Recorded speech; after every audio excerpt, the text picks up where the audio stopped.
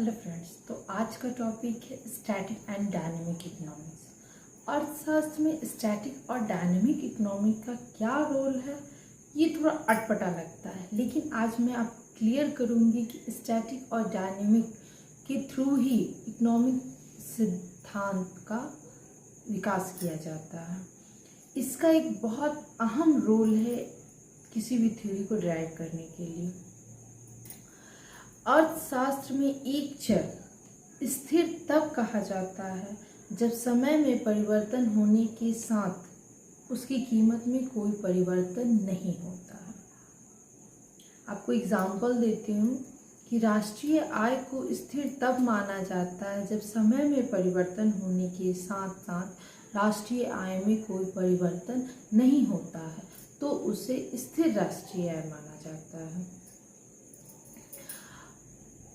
कोई भी चर तब परिवर्तनशील होता है, मतलब डायनेमिक होता है, जब समय में परिवर्तन के साथ साथ उसकी मात्राओं में भी परिवर्तन हो जाए। यहाँ मैं चर वर्ड यूज़ कर रही हूँ।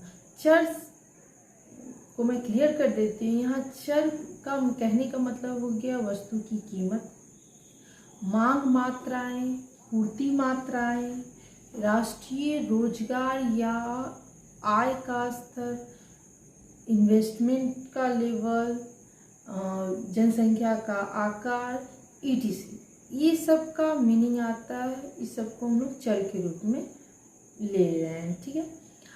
अब आती है अर्थशास्त्र में ये संभव है कि हम कोई भी इकोनॉमी माइक्रो व्यू पे डायनेमिक है, और जब उसको मैक्रो व्यू से देखते हैं तो वो स्टैटिक हो जाता है। जैसे मैं आपको एग्जांपल देती हूँ, कोई व्यक्तिगत वस्तु की कीमत में परिवर्तन, समय के साथ कीमत में परिवर्तन संभव है। वो या तो उसकी कीमत बढ़ सकती है और कुछ की कीमत घट भी जाती है, परंतु संपूर्ण अर्थव्यवस्था के लिए वो कीमत सामान्य कीमत स्तर स्थिर रहता है। मतलब समझे, व्यक्तिगत वस्तु के लिए, मतलब कि एक व्यक्ति के लिए उस वस्तु की कीमत बढ़ घट सकती है, लेकिन अगर हम संपूर्ण अर्थव्यवस्था की बात करें तो कीमत स्तर स्थिर रहती है। अगर हम दूसरी ओर देखते हैं तो ऐसा भी संभव है कि मैक्रो लेवल पे वो डायनेमिक हो जाए, लेकिन माइक्रो लेवल पे वो स्थिर रहे। जैसे मैं आपको एग्जांपल देती हूँ कि इन्वेस्टमेंट का, नेट इन्वेस्टमेंट व्यक्तिगत तौर पे तो स्थिर रहता है। नेट इन्वेस्टमेंट व्यक्तिगत तौर पे स्टैटिक मान लिया जाता है, क्योंकि वो एक सर्टेन क्वांटिटी से इन्वेस्टमेंट होता है, तो वो स्थिर ही रहता है, स्थिरता चली आती है। लेकिन उससे संपूर्ण अर्थव्यवस्था में पूंजी के भंडारण में अथवा उत्पादन में वृद्धि होती रहती है। मतलब कि संपूर्ण अर्थव्यवस्था के दृष्टिकोण से देखेंगे तो वो उसमें हमेशा परिवर्तन होते रहता है, मतलब कि वो डायनेमिक शो करता है। तो ये भी संभव है कि माइक्रो लेवल पे स्थिरता आ जाए और मैक्रो लेवल पे वो डायनेमिक हो जाए। तो ये आ जाता है मेरा स्थिरता और डायनेमिक का एग्जाम्पल। अब आपके दिमाग में एक क्वेश्चन अराइज होता होगा कि जो स्टैटिक वर्ड है, स्टैटिक मतलब हम अन्य चरों को स्थिर मान लेते हैं, तो अन्य चर को स्थिर मान लेने से क्या वो सही कंक्लूजन देता है? तो एक्चुअल होता क्या है अर्थव्यवस्था में कि हम अर्थव्यवस्था का आकार बहुत विशाल है, उसको समझने के लिए हम लोग को स्मॉल पॉइंट से देखना होगा। तो वो स्मॉल पॉइंट को हम लोग एक अलग अलग, उसका इक्विलिब्रियम पॉइंट होता है। इक्विलिब्रियम पॉइंट को समझने के लिए हम लोगों को कुछ तत्वों को स्थिर मान लेते हैं, और उसको स्थिर मानने से उस पॉइंट को समझने में हमें सरलता प्राप्त होती है। तो मैं आपको फॉर द एग्जांपल मैं डिमांड और सप्लाई का इक्विलिब्रियम बताती हूँ। डिमांड और सप्लाई के इक्विलिब्रियम से हमें किसी भी वस्तु की कीमत को निर्धारण करने में सहायता मिलती है। मतलब कहा जाए कि जहाँ पर डिमांड और सप्लाई बराबर होते हैं उस मात्रा में वस्तु की वही कीमत को फिक्स कर दिया जाता है। ठीक है, तो वस्तु की मांग की मात्रा का निकालने के लिए हम लोग क्या करते हैं कि निश्चित अवधि में अन्य बातों को स्थिर मानते हुए मांग में परिवर्तन उसकी कीमत में विपरीत दिशा में परिवर्तन को अध्ययन करता है। यही हुआ मांग का नियम। अब मांग के नियम को बताने के लिए मैं आपको एक डायग्राम बताती हूँ। डायग्राम आपका स्क्रीन पे शो कर रहा है। उस डायग्राम में आप साफ देख रहे हैं जो एक्स एक्सिस है, एक्स एक्सिस में क्वांटिटी शो कर रहा है और वाई एक्सिस में प्राइस।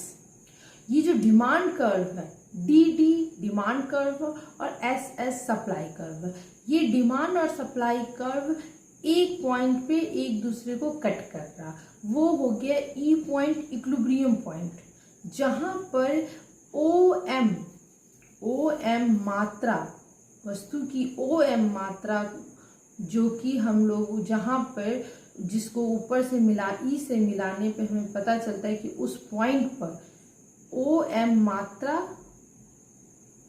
ओ पी कीमत पे हमें मांग और पूर्ति दोनों बराबर हो जाती है। मतलब कि अगर हम एक वस्तु की अगर ओ एम मात्रा का डिमांड करते हैं तो वहाँ पे हमारा डिमांड और सप्लाई बराबर, मतलब जितना हम डिमांड करते हैं उतना हमें सप्लाई मिल जाता है।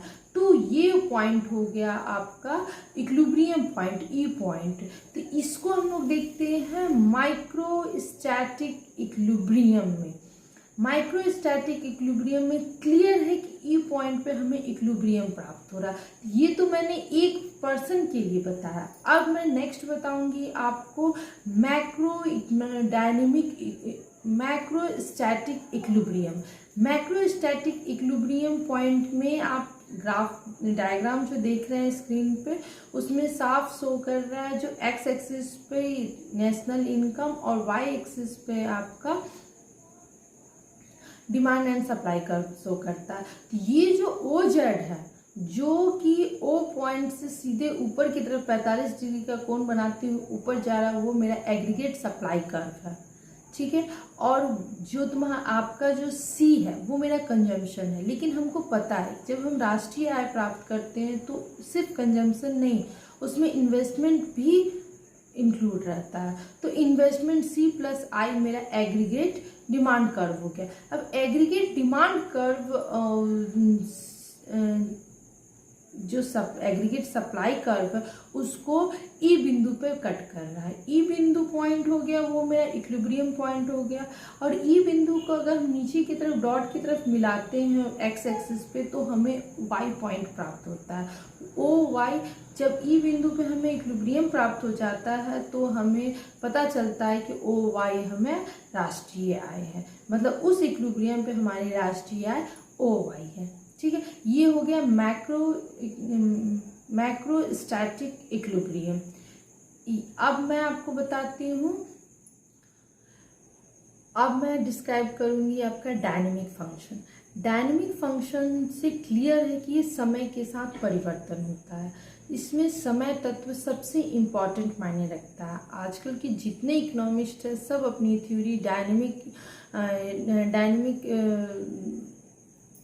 प्रोसेस से देते हैं, बिकॉज उनका मानना है कि ये एकदम सही तरीका है अपनी थ्योरी को फुल प्रूफ करने के लिए।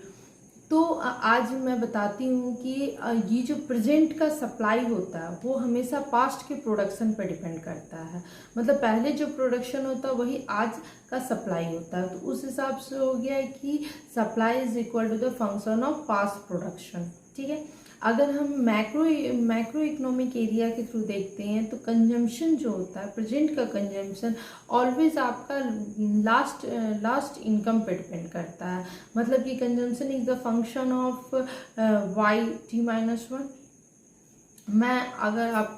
अब मैं आपको डायग्राम के थ्रू इक्विलिब्रियम पॉइंट बताती, डायनेमिक इक्विलिब्रियम पॉइंट।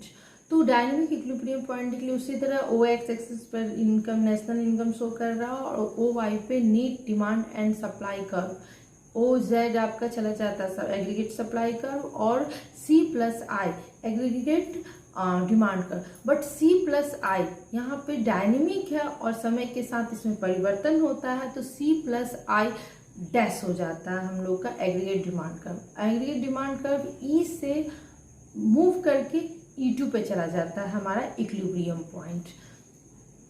तो हम लोग ई पॉइंट पे देखते हैं, वहाँ पे मेरा सी प्लस आई है और हमें नेशनल इनकम कितना ओ वाई प्राप्त होता है, ओ वाई 0 प्राप्त होता है।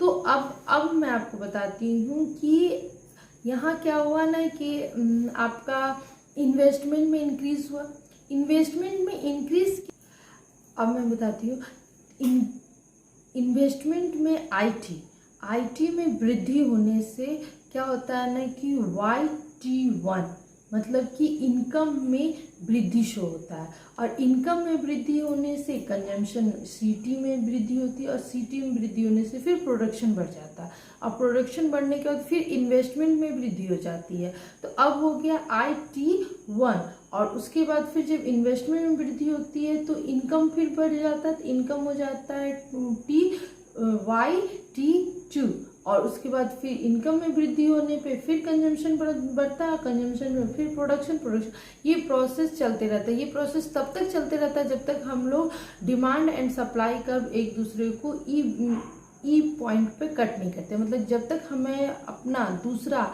इक्विलिब्रियम पॉइंट नहीं मिल जाता तब तक ये प्रोसेस चलते रहता है। तो अब हमारा जब E2 पॉइंट मिल जाता है तो E2 पॉइंट पे हमारा राष्ट्रीय आय कितना हो गया 0YN, यहाँ हमें राष्ट्रीय आय की प्राप्ति हो जाती है। तो ये हो गया डायनेमिक प्रोसेस। डायनेमिक प्रोसेस बहुत हद तक ये जो स्टैटिक प्रोसेस से काफ़ी बेटर है, बट हम डायनेमिक और स्टैटिक एक दूसरे के इतने इंटर रिलेटेड है, इतने कि एक दूसरे के बिना कल्पना करना भी गलत है, क्योंकि जहाँ जो स्टैटिक है वो हम लोग को स्थिरता से एक पॉइंट को समझने में सुविधा प्रदान करता है और उसी सुविधा के कारण उसी पॉइंट को हम लोग डायनेमिक में डील करने में बहुत बेनिफिट होता है। तो आज के लिए इतना ही काफ़ी है। मैं नेक्स्ट वीडियो में फिर मैं नेक्स्ट टॉपिक इकोनॉमिक्स का लेके आऊँगी। अगर आपने अभी तक सब्सक्राइब नहीं किया है तो प्लीज़ सब्सक्राइब कीजिए ताकि मेरे नेक्स्ट वीडियो आपको सबसे पहले प्राप्त हो। Thank you.